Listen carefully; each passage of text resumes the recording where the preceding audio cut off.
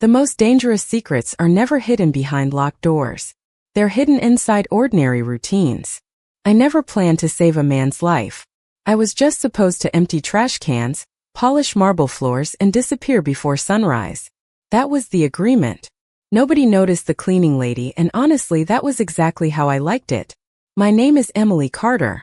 I was 27 years old, working the overnight shift at Moretti Estate, one of the largest private properties outside New York City. The mansion stretched across nearly 30 acres behind wrought iron gates, surrounded by towering oak trees and silence so complete that even my footsteps sounded too loud. Every employee knew the rules. Don't ask questions. Don't make eye contact with important guests. Don't wander into rooms that weren't assigned to you. And above all, never speak to Vincent Moretti unless he spoke to you first. Everyone in the city knew his name, even if nobody dared say it above a whisper. Newspapers called him a billionaire investor. Business magazines praised his empire. The people who actually understood how power worked simply called him the boss. I had only seen him a handful of times during my first 4 months there. He was always surrounded by men in tailored black suits, moving with quiet confidence through hallways that somehow felt colder whenever he entered. He looked nothing like the rumors. He wasn't loud. He didn't need to be. His calm was enough to silence every room.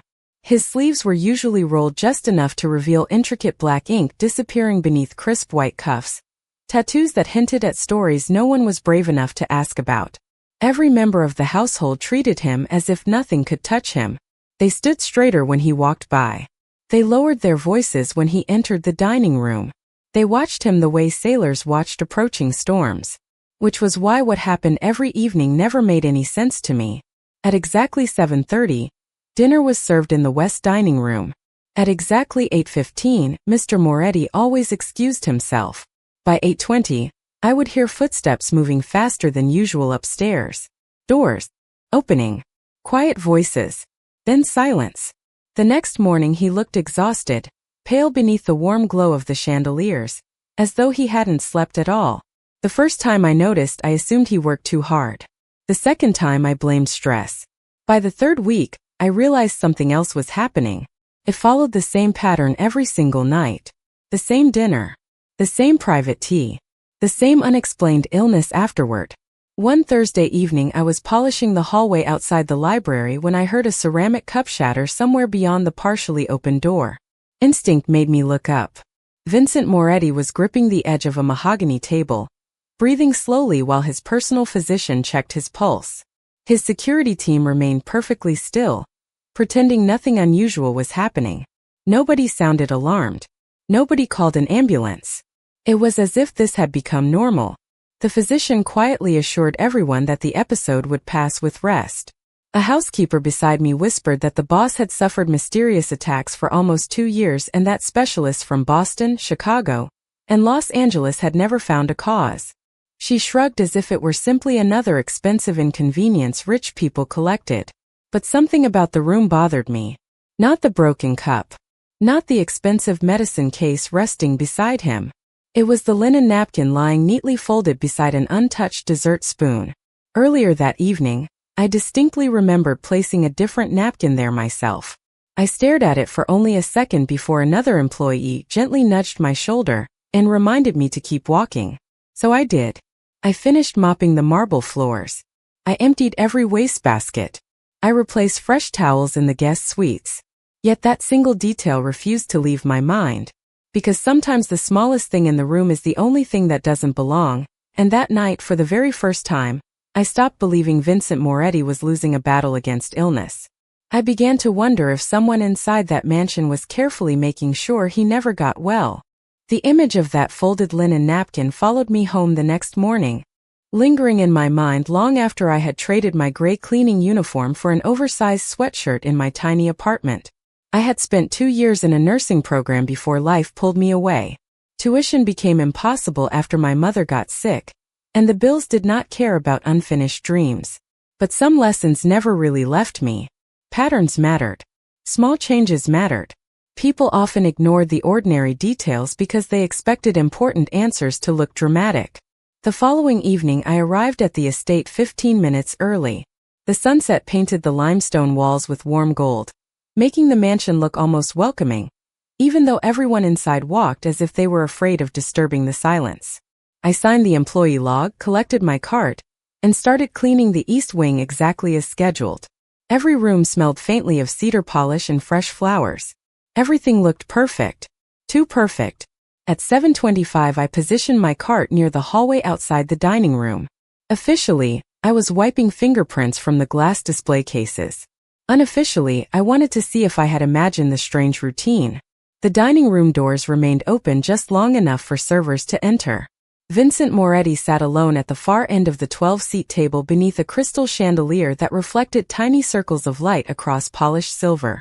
His expression was calm, unreadable. A few trusted advisors quietly discussed business while dinner was served.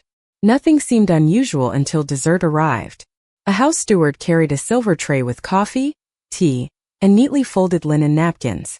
I watched carefully as he arranged everything beside Mr. Moretti. Then another employee approached with a leather portfolio requiring an immediate signature. Every eye shifted toward the documents for only a few seconds. When their attention returned to the table, the setting looked exactly the same. Exactly the same unless someone had been paying attention from the beginning. My heart skipped. The napkin had changed again. The fold was different.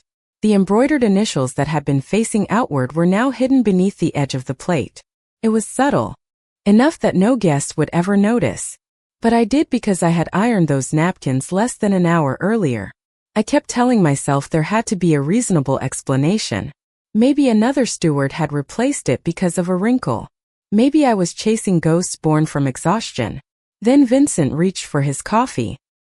He thanked the steward with a polite nod, took only a few careful sips, and continued speaking as if nothing had happened. 15 minutes later the conversation stopped. One advisor quietly stood, another reached for the chair, and Vincent slowly pressed his fingertips against the edge of the table before excusing himself with the same controlled voice I had heard the night before. No panique. No confusión. Just quiet acceptance as though everyone expected it. As the staff cleared the dining room, I noticed the replacement napkin had disappeared. In its place lay the original one I remembered setting earlier that evening. I stared at the empty chair, listening to the faint ticking of the grandfather clock across the hall. Whoever had changed it had also changed it back before anyone else could notice. That was not an accident. That was practice. And suddenly I realized I was no longer watching a wealthy man struggle with an unexplained illness. I was watching someone perform the same invisible routine with remarkable confidence, certain that nobody in the room would ever think to question something as ordinary as a folded piece of linen. Sleep became difficult after that. Every time I closed my eyes, I saw that napkin changing places as if an invisible hand had rehearsed the movement 1,000 times before. I kept telling myself to forget it. Cleaning ladies were not detectives. We were paid to erase fingerprints, not follow them. But curiosity has a strange way of growing louder than common sense. 3 nights later I found the first real crack in the perfect routine. I had been assigned to clean the small breakfast lounge that connected the main kitchen to the private dining wing. The room was empty except for the quiet hum of the commercial refrigerators and the faint smell of fresh coffee. I worked slowly, dusting shelves that probably did not need dusting, when I noticed a porcelain teacup sitting alone on a silver tray. It looked identical to every other cup in the mansion, but something about it caught my attention. A faint chalky ring clung to the inside surface just above the remaining tea. It was almost invisible beneath the warm amber color. Most people would never have noticed it. I picked up the cup carefully, holding it beneath the overhead light. The residue was not sugar. It was too fine, too evenly spread, almost as though something had dissolved but never completely disappeared. Before I could study it any longer, footsteps echoed down the hallway. I quickly placed the cup exactly where I had found it and stepped aside with my cleaning cart. A middle-aged man wearing an expensive charcoal suit entered the room without acknowledging me. His silver hair was perfectly combed, and a leather folder rested beneath his arm. I had seen him several times before walking beside Vincent during business meetings. Other employees called him Mr. Hawthorne, the chief legal advisor. He paused for only a second, looked directly at the tray, then quietly lifted the cup and carried it away. His expression never changed. Neither did mine. I lowered my eyes and continued wiping the countertop until he disappeared. My heartbeat did not slow for several minutes. Later that evening I emptied wastebaskets in the private medical office that occupied one corner of the estate. The family physician had already left, and someone had forgotten to lock the filing cabinet completely. I did not open drawers. I knew better than that. But a single folder rested halfway outside the cabinet as though it had been shoved back too quickly. Across the top, I could clearly read Vincent Moretti's name. Beneath it were dozens of laboratory reports from hospitals across the country. Boston, Cleveland, Houston, Seattle. Different specialists, different dates, nearly identical conclusions. No clear diagnosis, no permanent treatment. One handwritten note caught my eye before I gently slid the folder back into place. Symptoms inconsistent. Repeated exposure suspected. Recommend immediate environmental investigation. My breath caught. Environmental investigation. Not inherited disease. Not unexplained illness. Exposure. Something outside his body. Something around him. Someone had considered the possibility months earlier. Maybe even years earlier. Yet nothing had changed. Dinner still arrived every evening. The mysterious episodes still followed. The household still behaved as though the routine could never be questioned. As I pushed my cart down the polished hallway, I glanced through the library doors and saw Vincent standing alone beside the fireplace, one hand resting on the mantel. He looked strong enough to command an empire. Yet there was unmistakable exhaustion hidden behind his calm expression. At that moment I realized I was no longer searching for an answer because I was curious. I was searching because somewhere inside that enormous mansion, someone had already hidden the truth well enough to fool doctors, lawyers, and every person Vincent Moretti trusted the most. The easiest way to protect a secret is to convince everyone that there is nothing unusual to see. That thought stayed with me during every shift. I stopped looking for dramatic evidence because I no longer believed I would find any. Whoever had hidden the truth inside Moretti estate understood something important. The smallest details disappeared first because nobody considered them important enough to remember. So I began remembering everything. I memorized who entered the dining room and when they left. I noticed which employees carried silver trays and which ones never touched them. I paid attention to the sounds that echoed through the mansion every evening. The grandfather clock chimed 7:30. Crystal glasses clinked softly against polished wood. Chairs moved. Quiet conversations floated beneath the chandelier. Then the same silence arrived before Vincent excused himself with perfect composure. It became a ritual so familiar that every servant accepted it without question. One rainy evening the kitchen felt unusually tense. Steam drifted above simmering pots while chefs hurried from one station to another. I quietly replaced fresh towels near the pantry when I noticed the pastry chef setting a covered dessert plate onto the preparation counter. A few moments later he was called away to answer a question from the head cook. His back remained turned for less than 10 seconds. During those 10 seconds another employee entered through the side door carrying clean serving trays.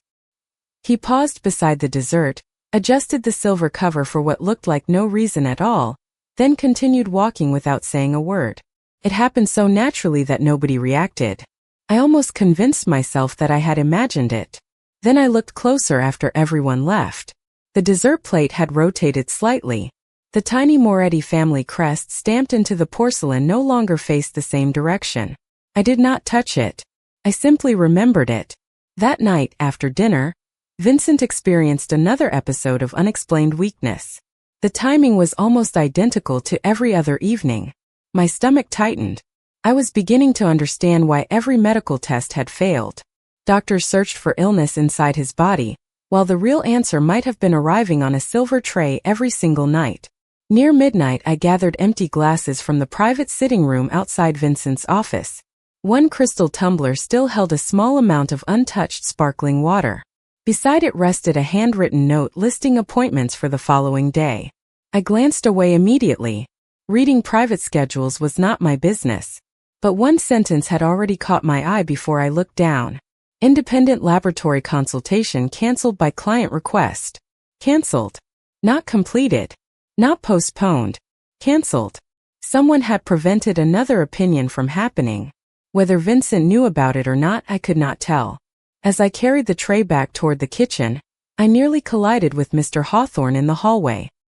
He smiled politely, yet his eyes lingered on me a second longer than usual. "You seem very observant, Miss Carter," he said in a calm voice. "That is an excellent quality for someone who works in a house like this. Just remember that observation and curiosity are not always the same thing." He continued walking before I could answer. The hallway suddenly felt much colder. Had he guessed what I was noticing, or had those words been nothing more than casual conversation? I could not be sure. But for the first time since I started working at the estate, I realized something even more unsettling than the mysterious illness. I was no longer the only person quietly watching the routine. Someone had started watching me as well.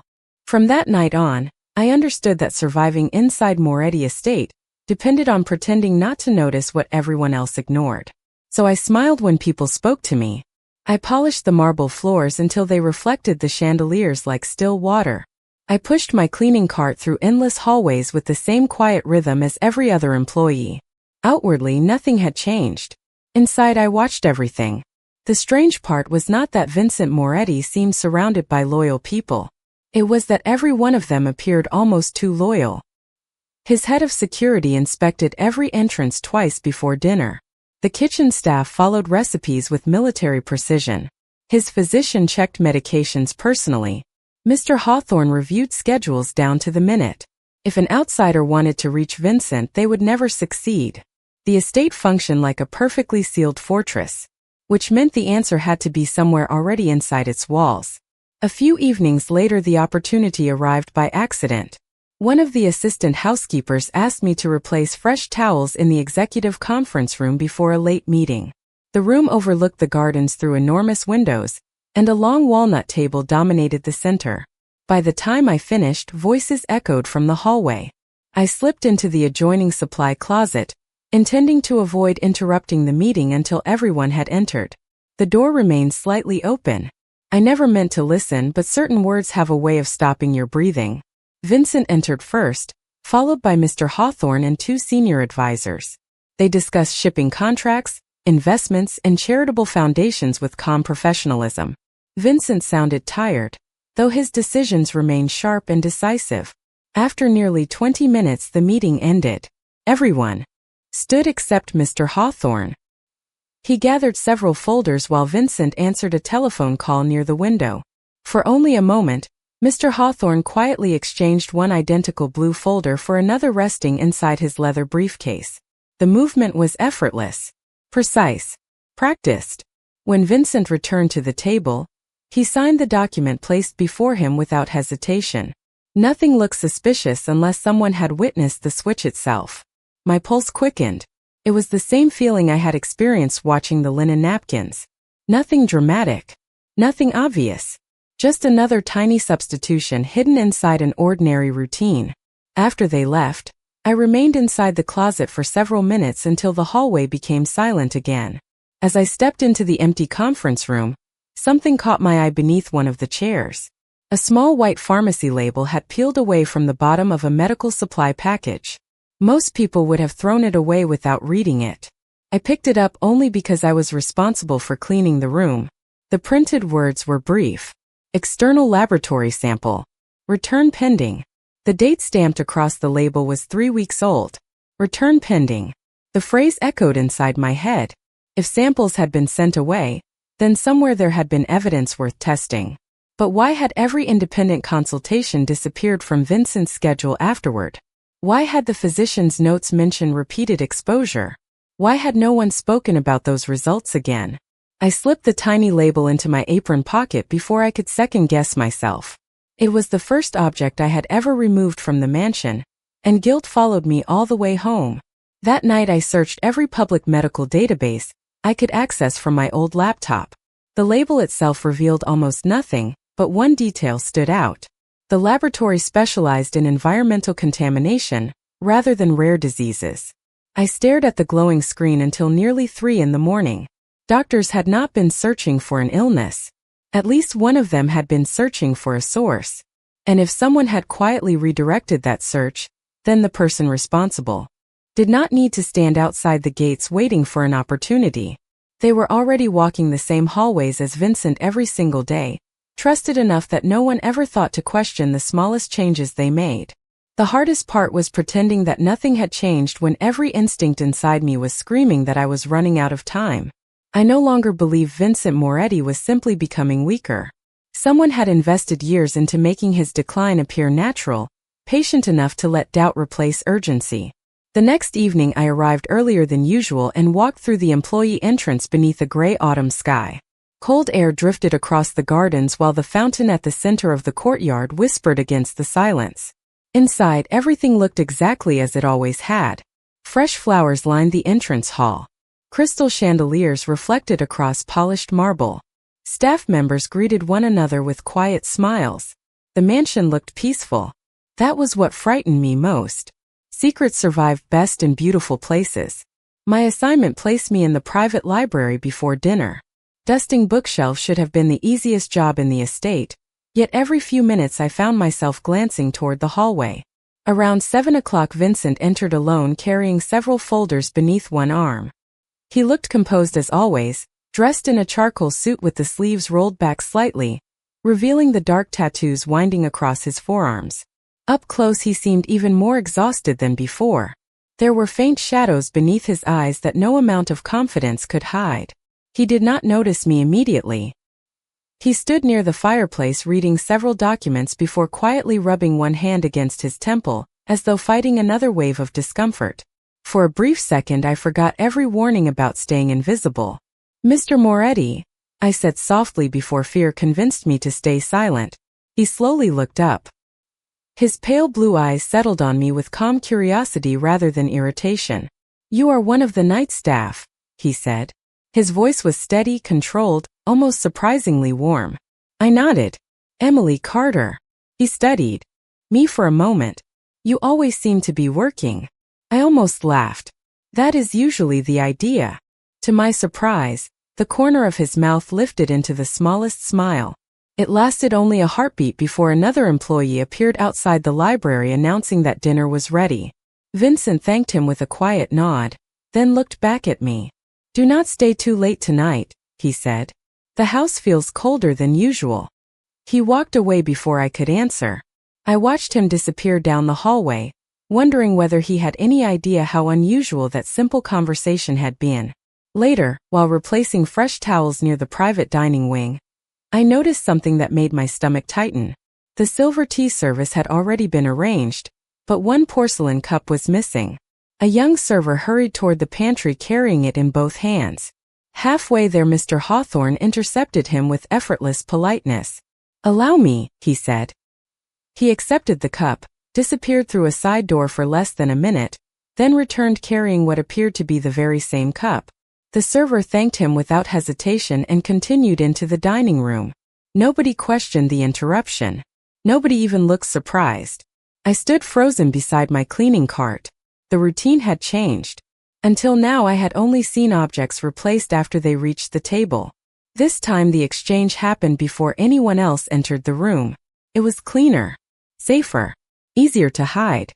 My heart pounded as I realized one terrifying possibility. Mr. Hawthorne had not simply noticed my curiosity. He had quietly adjusted his own routine because of it. And if I had been right all along, then the man Vincent trusted to protect his business might also be the one making certain that every search for the truth ended before it ever reached the boss himself.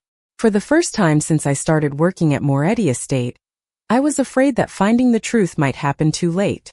Every new clue answered one question and created two more. I had become certain that someone close to Vincent controlled far more than his schedule. They controlled information. They controlled who examined him. They even seemed to control what reached his table. The mansion itself had become a carefully rehearsed performance, and everyone played their role so well that no one noticed the script changing. I decided to test something simple. If the routine depended on perfect timing, then even a small interruption might reveal who was protecting it. The following evening I deliberately cleaned the west hallway 10 minutes earlier than usual. It was an innocent adjustment that no supervisor would question. As I pushed my cart past the private pantry, I heard two servers discussing an unexpected delivery delay. One of them mentioned that the imported tea had not arrived, and that another blend would have to be served instead. My pulse quickened. If the tea changed, then perhaps Vincent's condition would change as well. I remained busy polishing brass railings while quietly watching the dining room entrance. A few minutes later, Mr. Hawthorne appeared carrying a small wooden case no larger than a jewelry box. He spoke calmly with the head steward, accepted the replacement tea without complaint, and disappeared into the same side room I had noticed days earlier. Less than 60 seconds later, he emerged holding a silver tea service that looked exactly like the one he had taken inside. Nobody questioned it. Nobody even looked surprised. Dinner proceeded as always. I waited. 7:45. 8 o'clock. 8:15. Vincent excused himself once again. Nothing had changed. My brief hope vanished. Whatever happened inside that side room had restored the routine before anyone else noticed the difference. Later that night, I entered the laundry room to collect fresh linens. An elderly housekeeper named Margaret was folding tablecloths with slow, careful movements. She had worked at the estate longer than anyone else. We exchanged quiet conversation while sorting clean napkins. Without thinking too much about it, I asked whether Mr. Moretti had always been sick. Margaret stopped folding for just a moment. Her eyes drifted toward the closed doorway before she answered. "No," she whispered. "He used to spend hours riding horses every weekend. He hardly ever canceled meetings. Then one winter, everything changed almost overnight. I asked whether the doctors ever found a reason. She shook her head. A few people tried asking questions in the beginning. They all stopped asking. Before I could say anything else, another employee entered the room, and Margaret immediately changed the subject to laundry schedules as though the previous conversation had never happened. Her reaction unsettled me more than her words. It was not fear of illness. It was fear of speaking about it. Near the end of my shift, I carried fresh towels toward the private guest suites. As I rounded the corner, Vincent stepped out of his office alone. He looked tired, but when he saw me, he offered the same quiet nod as before. "Miss Carter," he said, "I believe you are the only person in this house who still looks at people instead of their titles." I did not know how to answer. He gave a faint smile that never quite reached his eyes. "It is a rare quality. Do not lose it." Then he continued down the hallway, unaware that the very quality he admired had led me to a truth he had never been allowed to see. As I watched him disappear around the corner, I noticed a small security camera mounted above the hallway mirror slowly turning until its lens pointed directly at me. Someone else had noticed exactly where I was standing, and for the first time I realized that every careful step I had taken might already be part of someone else's plan. The following morning I made a decision that frightened me more than anything I had done since walking into Moretti Estate. I stopped searching for proof that someone could understand. Instead, I started searching for proof that no one could explain away. Every clue I had collected on its own sounded insignificant. A folded napkin. A switched teacup. À cancel de laboratory consultation. A conversation cut short. But together they formed a pattern too precise to ignore. That evening the mansion felt unusually quiet. Rain tapped softly against the tall windows while fireplaces filled the hallways with the scent of burning oak. Even the staff spoke in lower voices than usual. It was as though the entire house sensed that something invisible was shifting beneath its polished surface. Shortly before dinner, I was assigned to prepare fresh linens for the private guest suites. The route took me past the small service corridor connected to the side pantry. As I pushed my cart around the corner, I heard two familiar voices through a door that had not fully closed. One belonged to Mr. Hawthorne. The other was Vincent's physician. Neither man sounded angry. They sounded careful. "The dosage cannot continue forever," the physician said quietly. "His latest reports are different." There was a long pause before Mr. Hawthorne answered. "Then adjust the schedule. Nothing else changes."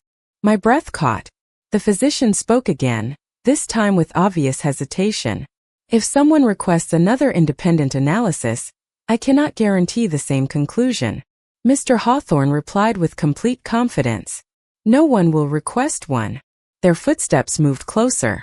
I hurried away before they opened the door, forcing myself to walk at the same slow pace as every other evening. My hands trembled so badly that I nearly dropped the stack of towels. I finally had confirmation that the mysterious routine was not my imagination. Someone was managing every medical opinion surrounding Vincent, and the physician was not entirely comfortable with it. Later that night, another unexpected opportunity appeared. One of the junior servers accidentally spilled water across the preparation counter moments before dessert service. While everyone rushed to replace table linens, the silver tea service remained unattended for several seconds. I watched from the opposite end of the hallway as Mr. Hawthorne approached the tray. Before he could reach it, Vincent unexpectedly entered the pantry himself. The room fell completely silent. "I thought dinner was ready," Vincent said calmly. Mr. Hawthorne smiled with effortless ease. "The staff experienced a small delay. Everything is under control." Vincent nodded once and reached toward the tea service. For a single heartbeat, Mr. Hawthorne's expression changed. It was almost impossible to notice. His shoulders became rigid. His eyes flickered toward the porcelain cup. Then just as quickly the calm returned. "Allow me," he said, lifting the tray before Vincent could touch it. "It should be served properly." Vincent accepted the explanation without suspicion and left the room. I stood frozen behind my cleaning cart. That fleeting reaction lasted less than a second, but it revealed something no document ever could. Mr. Hawthorne had not been protecting etiquette. He had been protecting the tray itself. From that moment forward, I stopped wondering whether he knew the truth. I became certain that he was guarding it. As my shift ended, I walked outside beneath the cold rain and looked back at the glowing windows of the mansion. Somewhere inside that beautiful house lived the only man powerful enough to command an empire. Yet he trusted the very people who controlled every answer placed in front of him. And I realized with growing certainty that exposing the truth would not begin with convincing Vincent that he was in danger. It would begin with convincing him that the people standing closest to him were not standing there to protect him at all. The truth finally revealed itself in the quietest way imaginable. There were no dramatic confessions, no raised voices, no moment where the entire house stopped breathing. It began with a single decision made by a man who had spent 2 years believing everyone around him except the one person with no reason to lie. The next afternoon I arrived for my shift expecting everything to continue exactly as before.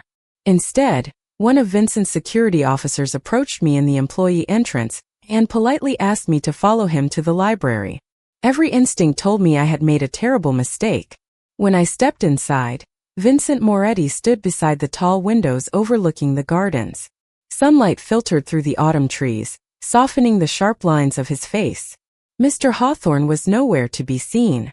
Neither was the family physician. Only Vincent and one elderly gentleman I recognized from the independent laboratory listed on the forgotten pharmacy label. Vincent looked at me with the same calm expression he always carried, but this time there was something new in his eyes. It was not suspicion. It was gratitude mixed with disbelief. "Miss Carter," he said quietly. Someone finally asked the questions everyone else stopped asking. He explained that after our brief conversations and several unusual details reported by trusted security personnel, he had privately arranged a completely independent review without informing anyone involved in his daily routine. The findings confirmed that traces of an outside substance had repeatedly appeared over time through items connected with his evening service. Once the routine changed and new safeguards were introduced, the unexplained episodes began disappearing within days. His strength slowly returned. The headaches became less frequent. The exhaustion that had followed him for 2 years quietly faded into memory. The estate changed with him. Staff assignments were reorganized. Outside consultants replaced several long-standing advisors. Mr. Hawthorne resigned before any formal meeting could take place, leaving behind nothing except a brief letter claiming he wished to retire. The physician also departed quietly. I never learned every detail that followed, and Vincent never forced those burdens onto my shoulders. He simply made certain that the people responsible for protecting him truly earned that responsibility again. A week later I submitted my resignation. I folded the letter carefully and placed it on the house manager's desk. My work there had been finished. I had entered the estate as someone no one noticed, and I intended to leave the same way. As I stepped outside carrying the small cardboard box that held my few belongings, I heard footsteps behind me. Vincent stood at the top of the stone staircase without his suit jacket for the first time since I had met him. The autumn breeze stirred the sleeves rolled above the intricate tattoos on his forearms. He smiled, not with authority but with genuine relief. "You are leaving because your work is done," he said.